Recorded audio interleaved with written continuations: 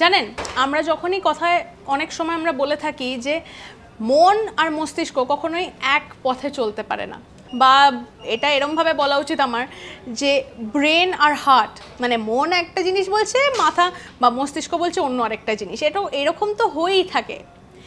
আচ্ছা, এমন একটা প্রাণীর কথা এবার বলতে চলেছি যার হার্ট রয়েছে মাথায়।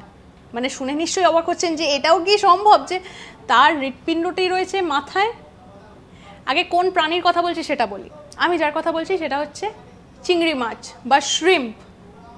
এদের স্ট্রাকচারটি এমন হয় ঠিক যেন দেখে মনে হবে এদের হার্টটি রয়েছে মাথায়।